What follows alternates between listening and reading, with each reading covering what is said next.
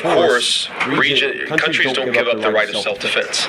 Israel doesn't give up the right of self-defense. दोस्तों, America और Iran की समझौता के लिए स्विट्जरलैंड जाने वाले थे, लेकिन वो स्विट्जरलैंड नहीं गए क्योंकि ईरान और अमेरिका की बैठक स्विट्जरलैंड में होने वाला था। लेकिन बीच में इजराइल ने लेबान पर हमला किया। दोस्तों, जैसे कि आपको पता है, कल के दिन में यानी एक दिन पहले ईरान और अमेरिका के बीच डील होता है और कुछ शर्त यानी ईरान के द्वारा रखा जाता है और जिनको अमेरिका ने माना भी है, जिसमें था अमेरिका और इजराइल कभी ईरान के ऊपर हमला नहीं करेगा और अभी फिलहाल जो हमला चल रहा है उसको रोकने के लिए। बाकी था कि अमेरिका की तरफ से जो भी नुकसान ईरान को हुआ है वो अमेरिका भरपाई करेगा। लेकिन वो अमेरिका की डोनाल्ड ट्रंप उस चीज़ को एक्सेप्ट किए और उस टाइम दस्तखत में साइन भी किए। दोस्तों, आपको पता होगा अमेरिका में अभी डोनाल्ड ट्रंप की कैसे हालत है। वहाँ की पत्रकार उनको सवाल कर रहे, क्या ये जीत हम किसकी समझे, अमेरिका की या ईरान की।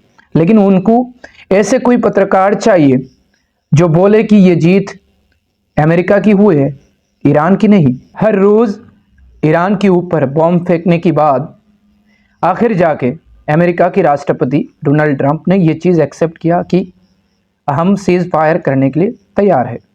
लेकिन दोस्तों, शर्त कुछ रखा है ईरान ने, उसको दस्तखत में उन्होंने लिख के दिया कि मैं इसको एक्सेप्ट किया। और कोई ऐसे पत्रकार चाहिए जो बोले कि इस सीज फायर में आप ही जीते। लेकिन दोस्तों, हालांकि यह ईरान की जीत हुआ है क्योंकि ईरान ने कुछ शर्त रखे जो अमेरिका ने माने हैं। दोस्तों, इजराइल की नेतन्याहू कहा ना कहा पगला गए हैं क्योंकि अमेरिका की यही शर्त जब ईरान ने भी एक्सेप्ट किया कुछ और कुछ अमेरिका ने भी एक्सेप्ट किया और इस सीज फायर को रुकने के लिए, लेकिन बीच में उंगली करने के लिए इजराइल आ गया है और जहां उसने हमला भी किया है लिबान में। लेकिन दोस्तों, कहा ना कहा अभी अमेरिका और इजराइल की जो संपर्क है वो खराब होते दिख रहा है क्योंकि अभी नेतन्याहू डोनाल्ड ट्रंप की पॉकेट से निकल गए। और डोनाल्ड ट्रंप जो कभी कहते थे ईरान के बारे में कि हम पूरा वहाँ के सब कुछ तोश नाश कर देंगे, वो कभी कहते थे हम जो चाहते हैं वो होगा ईरान के अंदर, लेकिन आखिर में जाके वही हुआ है जो ईरान चाहता था।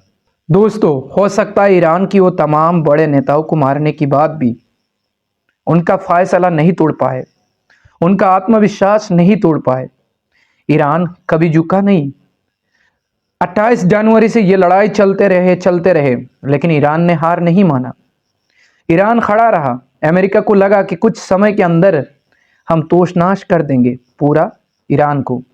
लेकिन दोस्तों, इतनी कुछ होने के बाद आखिर जाके डोनाल्ड ट्रंप की दिमाग में ये आया कि जो मैं कर रहा हूँ वो रुकना होगा, वरना अभी जो हालात अमेरिका के अंदर दिख रहा है, वहाँ की जनता की जो हालात दिख रहा है, क्योंकि जनता परेशान हो चुके। क्योंकि दोस्तों, आपको पता है गाज़ा फिलिस्तीन में जो हालत हो रहा था, जिसकी कारण अमेरिका की जो लोकल जनता है वहाँ क्यों नाराज़ दिख रहे थे। दोस्तों, डोनाल्ड ट्रंप को ये पता चल गया कि कहा ना कहा हमारी पब्लिक नाराज़ हो जाएंगे तो कुर्सी हिल सकता है। लेकिन दूसरी तरफ नेतन्याहू पागल हो चुके, जो बमबारी कर रहे इस सीज फायर को लेके नाखुश है क्योंकि अभी उन्होंने लेबनान में हमला किया और बताया गया था पहली कंडीशन ईरान के ऊपर अमेरिका और इजराइल हमला अभी नहीं करेगा, और दूसरी शर्त पे रखे थे कि कभी भी नहीं करेगा, लेकिन तुरंत कर दिया। क्या अभी दोस्तों जो भी यानी सीज फायर हुआ है अमेरिका उसमें टिका रहेगा या अमेरिका दोबारा से अपनी वादा से पीछे आ जाएगा? दोस्तों, नेतन्याहू की पहले तारीफ करते थे डोनाल्ड ट्रंप और बोलते थे ये वहाँ जाके खुद इजराइल में भाषण दिए थे कि ये बहुत अच्छे लीडर है और अंतर्राष्ट्रीय के लिए आपके लिए बहुत कुछ करेंगे और आपका इंटरनेशनल रिलेशन को मेंटेन करके रखेंगे। ये बयान इजराइल में जाके देते थे। लेकिन अभी अमेरिका के अंदर यानी डोनाल्ड ट्रंप बयान देते हैं, नेतन्याहू पूरा वो हो चुके हैं, इनका दिमाग काम नहीं कर रहा है, ऐसे भाषण डोनाल्ड ट्रंप दे रहे। दोस्तों आप समझ सकते हैं, जीत हो सकता है कि अमेरिका की हो, लेकिन अंदर जीत ईरान की हुई है, क्योंकि ईरान ने जो शर्त रखे हैं सब पूरा मजबूती से रखे हैं।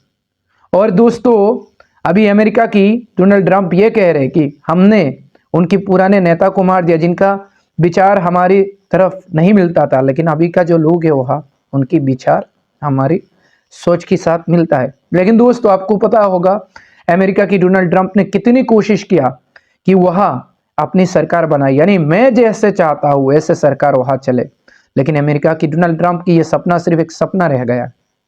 दोस्तों एक बात है, हार तब तक मत मानिए जब तक हारे नहीं।